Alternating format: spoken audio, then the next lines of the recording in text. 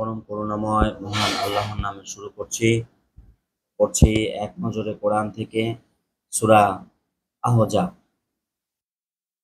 তারতিব বিন নুজুল, নাজিলের ধারাবাহিকতা তথা কোন সূরার পরে নাজিল হয়েছে তা বিবেচনায় এটি ৯০তম সূরা।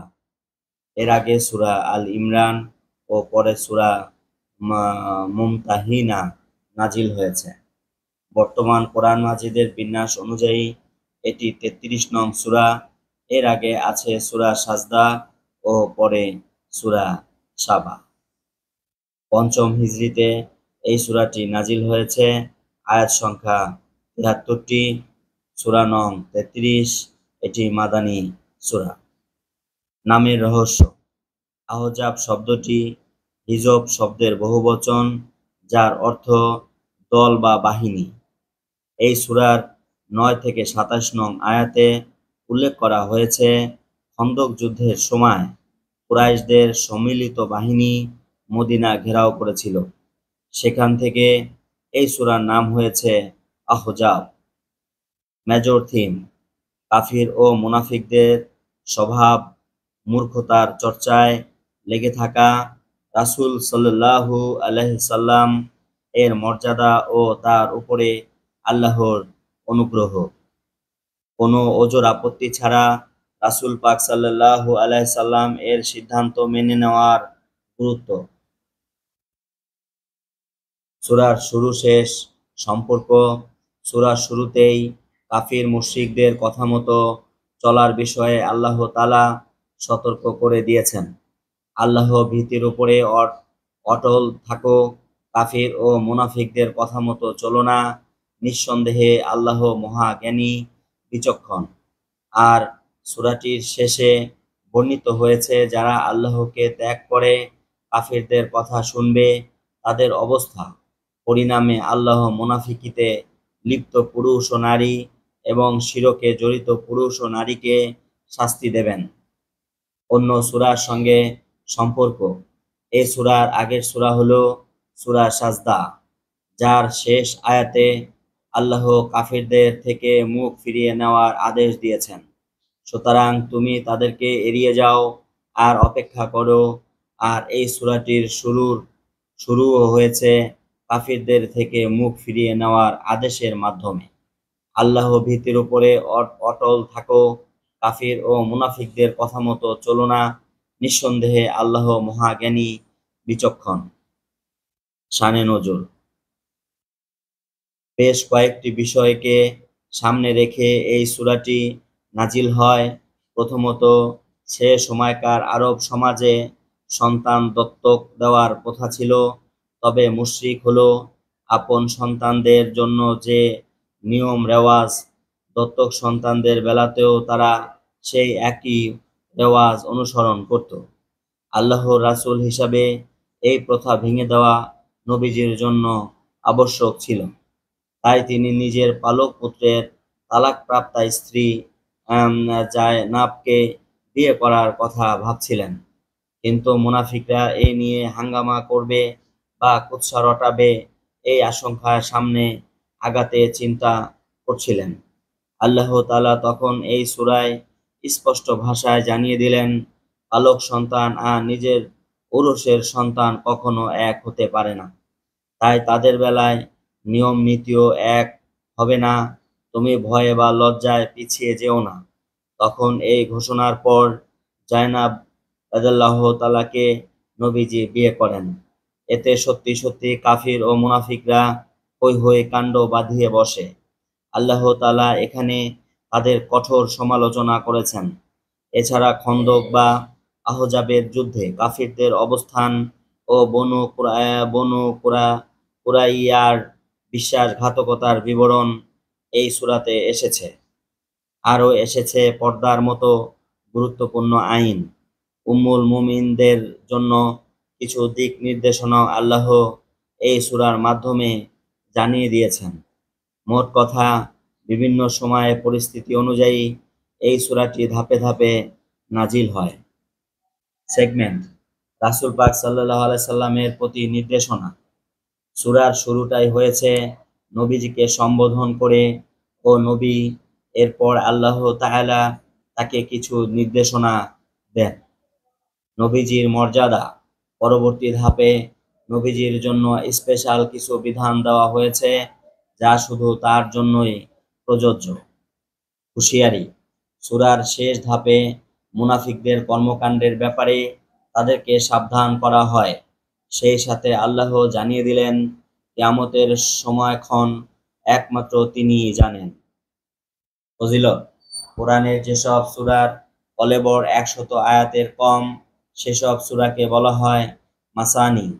ইনজিলের পরিবর্তে আল্লাহ তাআলা মাসানি সূরাগুলো নবীজিকে উপহার দিয়েছেন। এরকমই একটি সূরা হলো সূরা আহজাব। Cause and effect. জীবনের প্রতিটি ক্ষেত্রে আল্লাহর রাসূলের অনুসরণ করলে দুনিয়া ও আখিরাত উভয় ক্ষেত্রে সুখময় জীবন পাওয়া যাবে।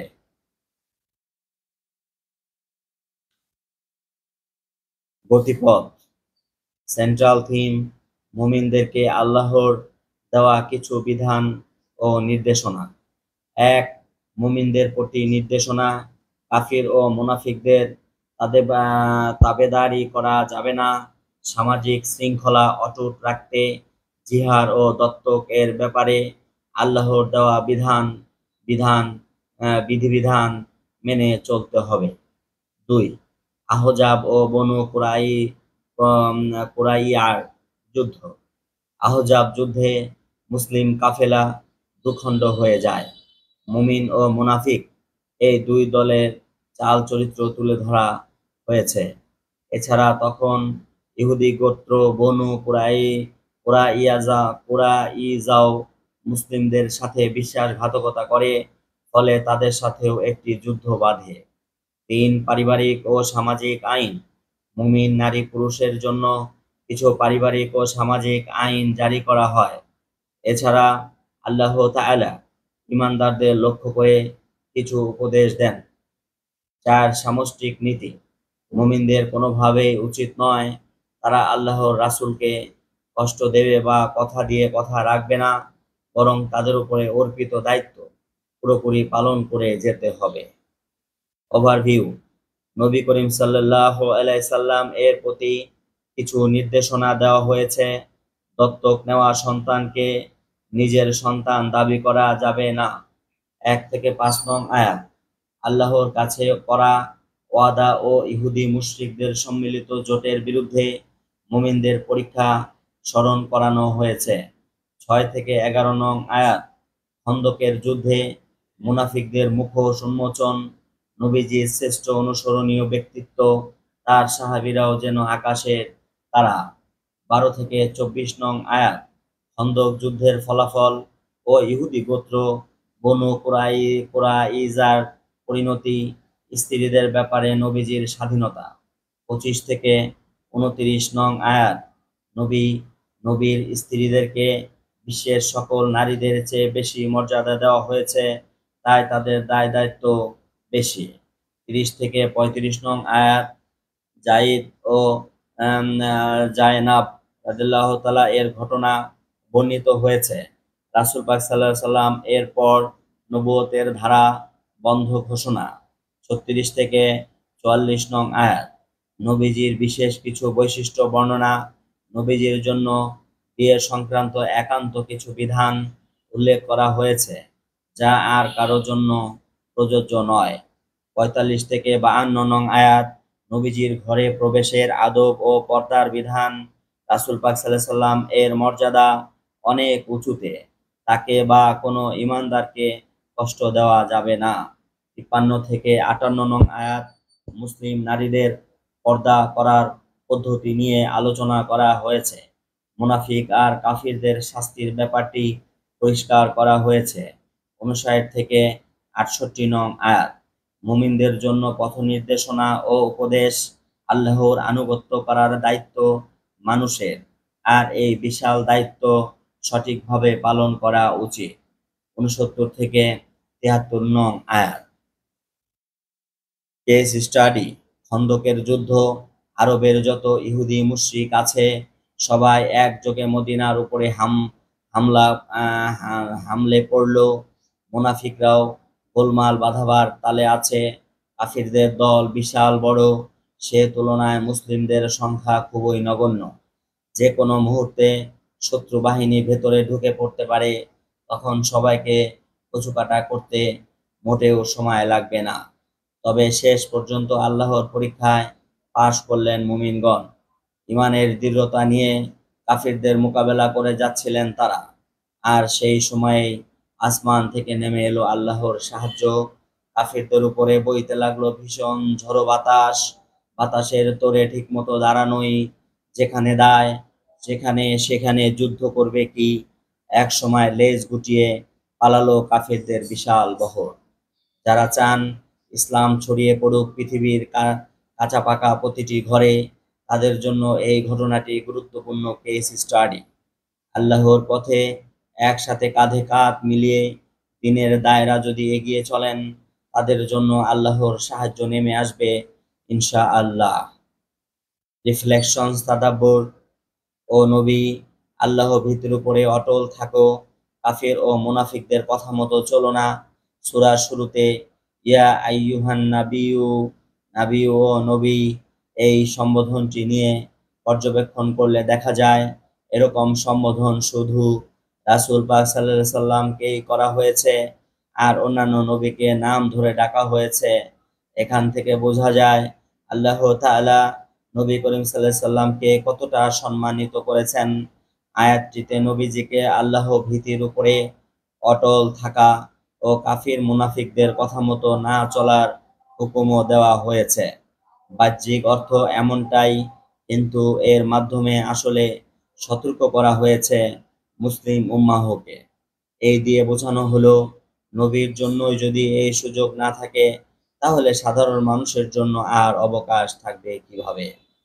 জাহিলি যুগে যারা দাসী বা নর্তকী ছিল, কেবল তারাই খোলামেলা পোশাকে বাইরে বের হতো।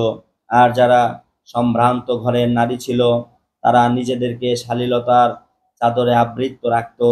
সেখানকার বখাটেগুলো বেছে বেছে সেসব দাসী নর্তকীদের উত্ত্যক্ত করত, কারণ ওরা জানতো এই যে পর্দাশীল মেয়েগুলো, এরা সম্ভ্রান্ত নারী, এদের সাথে বেয়াদবি করলে আর রক্ষে নেই। একটা সময় তথাকথিত আধুনিকতার হাওয়া লাগলো সম্ভ্রান্ত নারীদের গায়েও। তারাও চাইলো একটু খোলামেলা পোশাকে চলতে। আর গন্ডগোলটা বাঁধলো ওখানেই। বখাটেরা এখন তাদের দিকেও চোখ তুলে তাকাচ্ছে। মুসলিম সমাজে নারীরা উত্ত্যক্তর শিকার হবে, এ তো ভাবাও যায় না। তাই আল্লাহ এই সূরার ৫৯ নং আয়াত নাজিল করলেন, নারীদের দিলেন পর্দার বিধান, তাদের হারানো সম্মান আবার ফিরিয়ে দেওয়া হলো। তারা এখন থেকে আবারও সম্ভ্রান্ত নারীর মর্যাদা পাবে। সুতরাং সিদ্ধান্ত এখন আপনার। আপনি কি দাসী নর্তকীদের মতো খোলামেলা চলাফেরা করবেন, নাকি সম্ভ্রান্ত নারীদের মতো পর্দার আড়ালে নিজেকে সুরক্ষিত রাখবেন? শুনছিলেন সূরা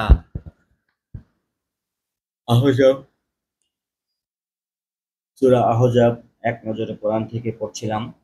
আল্লাহ রাব্বুল আলামিন আমাদের সবাইকে কোরআন এবং সুন্নাহের আলোকে জীবন পরিচালনা করার তৌফিক দান করুক। সকলে বলুন আমিন। পরবর্তী ভিডিওতে সূরা সাবা পড়ার আশাবাদ ব্যক্ত করে আজকের মতো ভিডিও এখানেই শেষ করছি। সকলে ভালো থাকুন, সুস্থ থাকুন। আসসালামু আলাইকুম ওয়া রাহমাতুল্লাহি